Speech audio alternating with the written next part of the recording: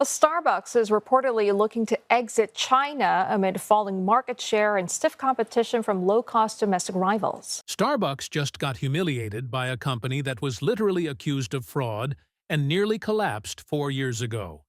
Now that same company opens a new store every hour, while Starbucks is quietly closing locations across China. What do they know that the coffee giant doesn't? In 2017, a coffee company you'd never heard of opened its first store in Beijing. By the end of 2018, they had over 2,000 locations across China. Starbucks? It took them nearly 20 years to hit that number. Let that sink in for a second. Luckin Coffee came out of nowhere and built in 12 months what the world's most famous coffee brand spent 2 decades constructing. And here's the kicker. The founders weren't even coffee people. They ran a car rental company before this.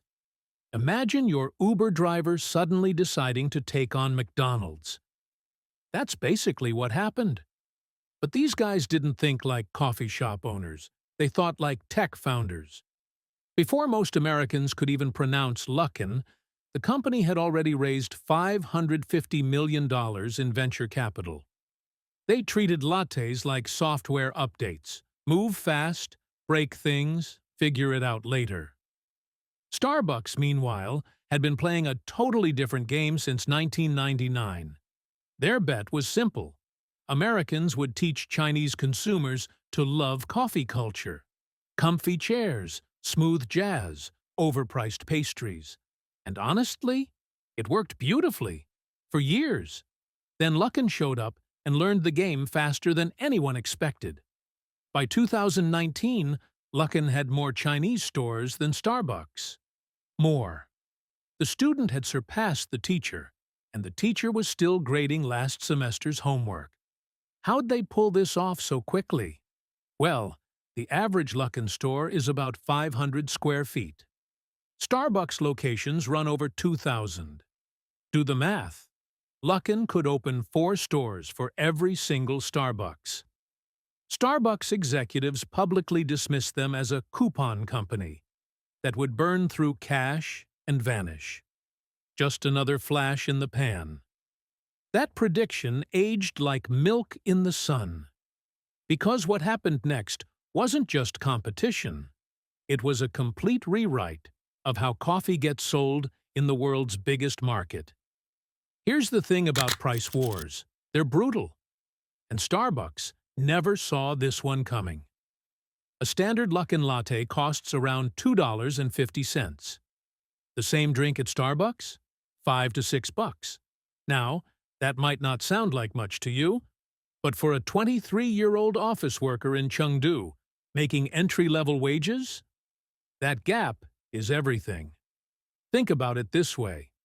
One Starbucks drink can eat up 30% of your daily food budget. 30% for coffee. My uncle would call that financially irresponsible, and then lecture you for 45 minutes about compound interest. Luckin understood something brilliant.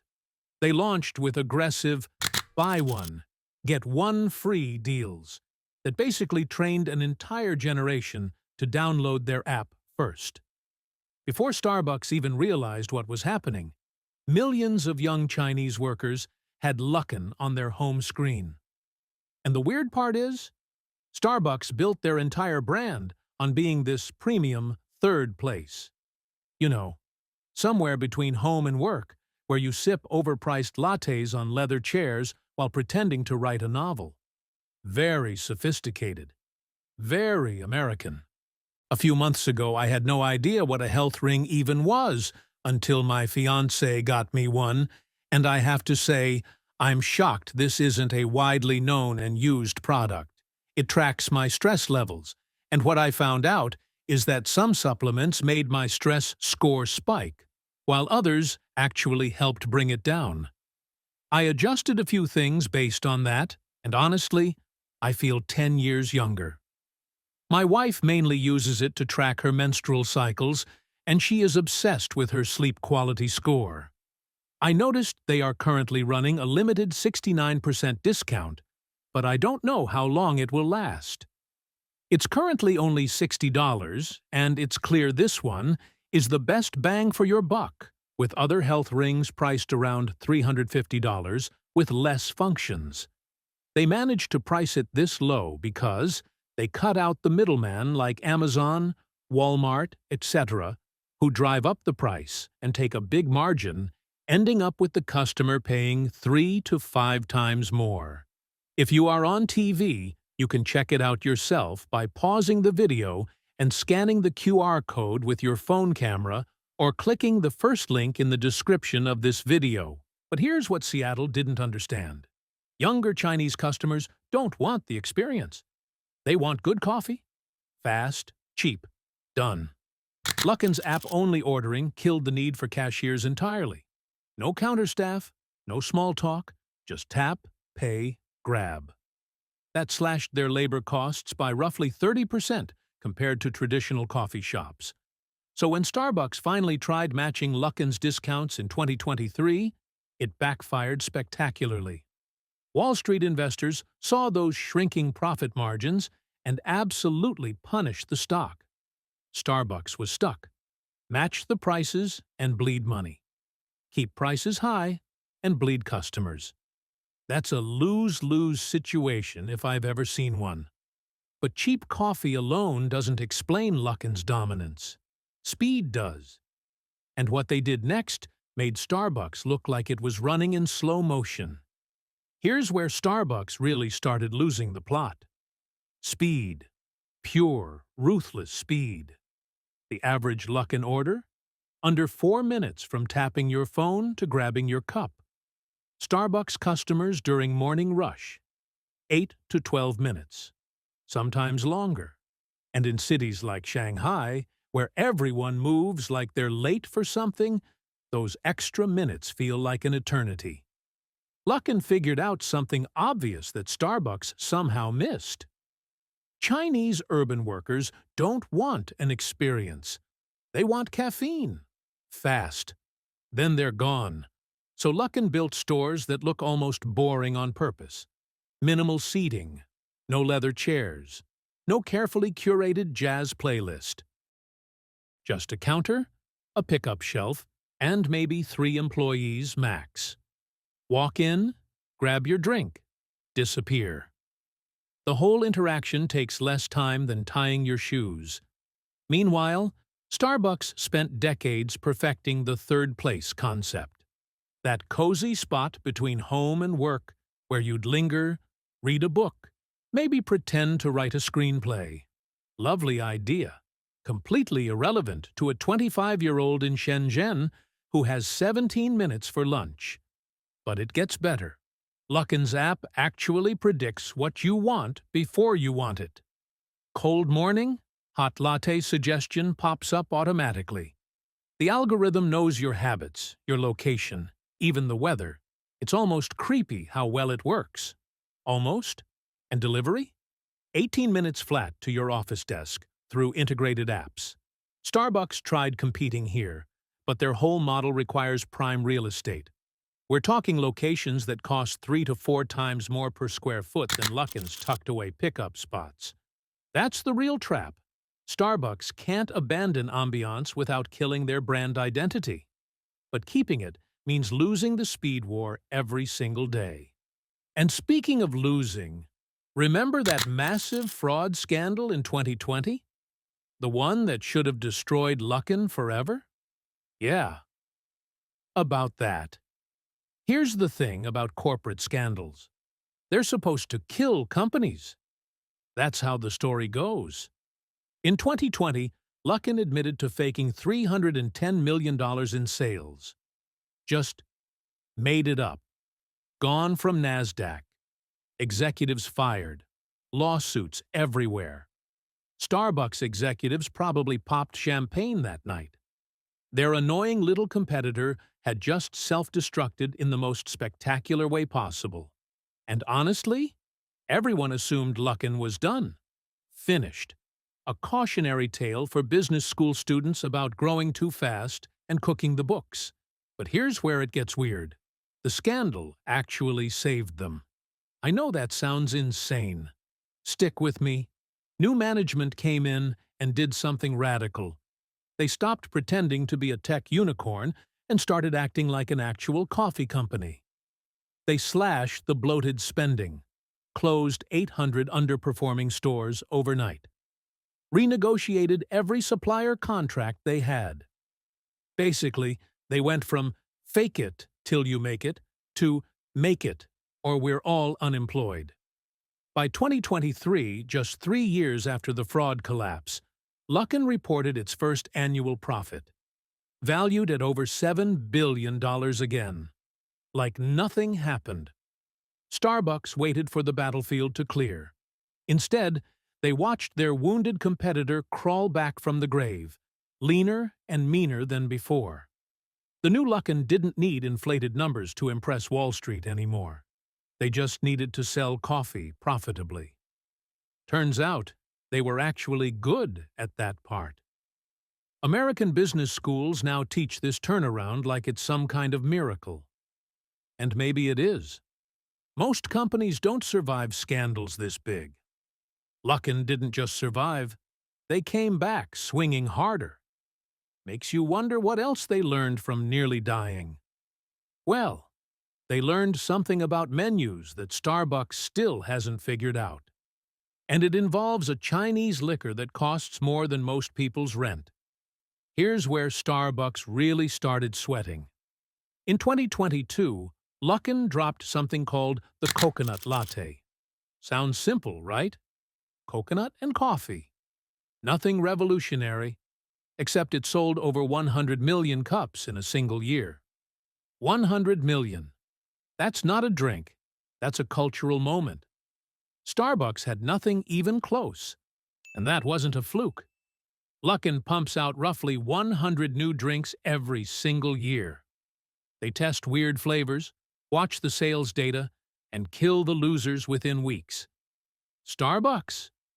Maybe 20 new items globally. Maybe. But the real gut punch came in 2023.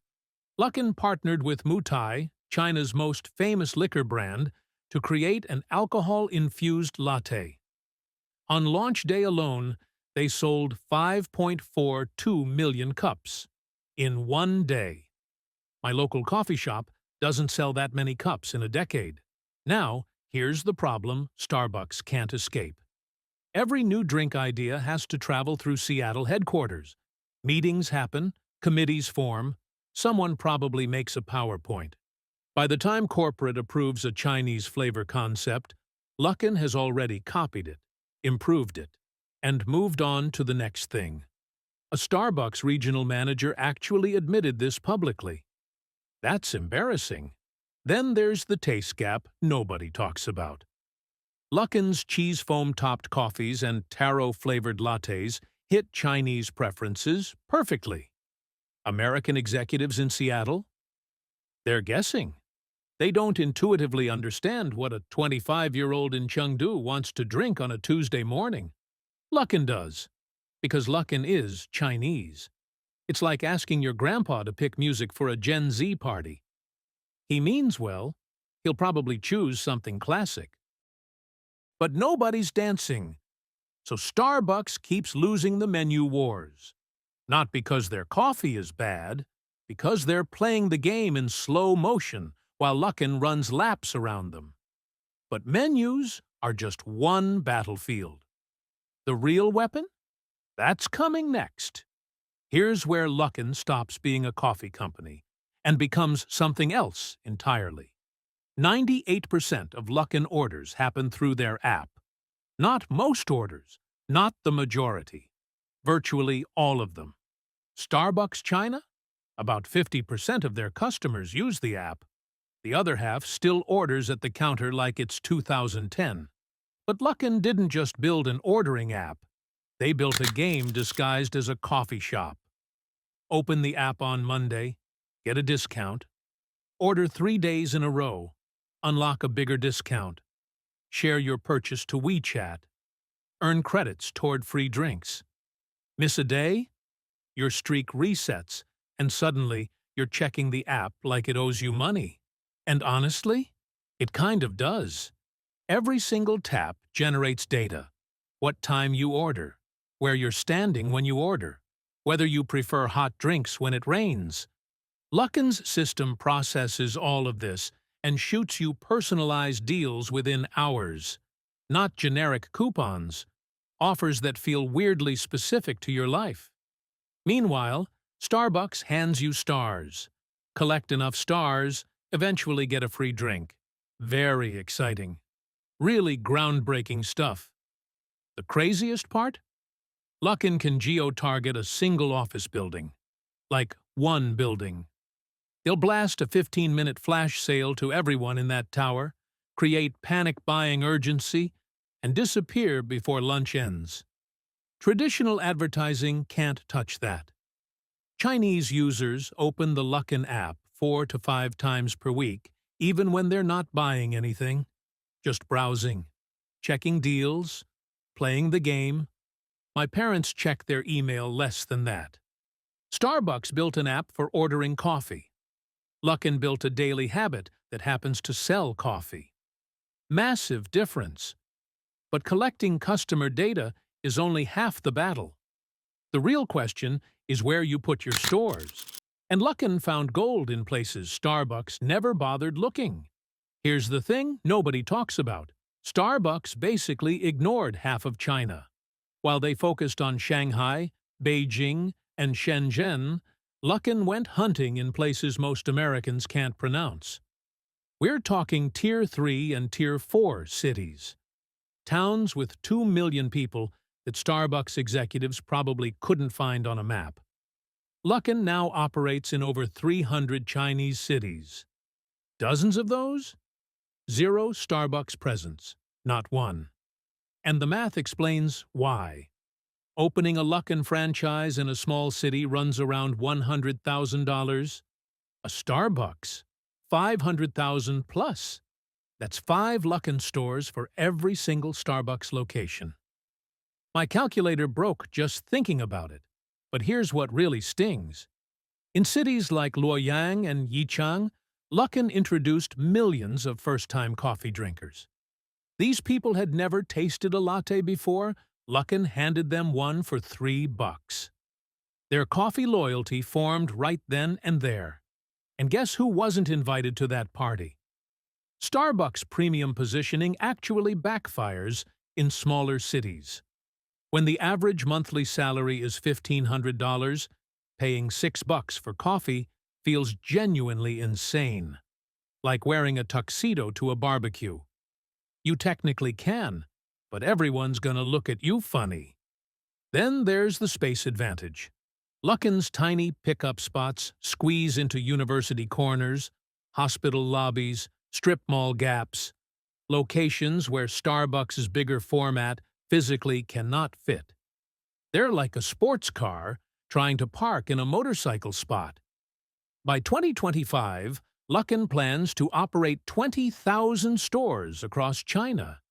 20,000.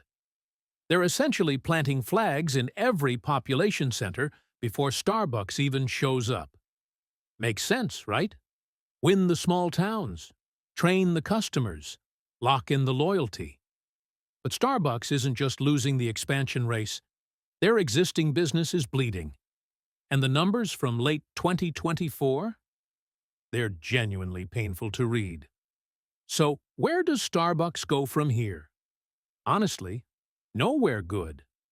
Their same-store sales in China dropped 14% in late 2024. That's the worst quarterly performance in the company's entire Asian history. Not a stumble. A faceplant. And here's the brutal trap they're stuck in. Option 1. Slash prices to match Luckin. But the moment Starbucks becomes affordable, it stops being Starbucks. The whole brand is built on feeling premium. You're not paying $6 for coffee. You're paying for status. Cut that price, and the illusion disappears faster than my New Year's resolutions. Option 2. Keep prices high and watch customers walk next door to Luckin. Neither option wins. The company recently hired a turnaround CEO. the guy who previously rescued Chipotle from its food safety nightmare. When you're bringing in a crisis specialist, you're admitting the regular playbook failed. That's not spin, that's surrender with extra steps. But wait, it gets messier. Starbucks has actually explored selling its entire China division. Let that sink in. The market they once called their biggest growth opportunity might become someone else's problem. That's like buying a beach house and then selling it because you realized you hate sand. Meanwhile, Luckin's domestic supply chain sources Chinese-grown beans at rock-bottom costs. Starbucks keeps importing premium beans from overseas, adding expense that customers increasingly don't care about. The quality difference? Most people can't taste it anyway. Analysts now predict Luckin will control 35% of China's coffee market by 2027. Starbucks? Shrinking below 15%. A complete reversal from just a decade ago. The American giant that pioneered Chinese coffee culture is now watching a company that committed massive fraud outsell them, outpace them, and outthink them at every turn. Sometimes the student doesn't just surpass the teacher. Sometimes the student makes the teacher irrelevant.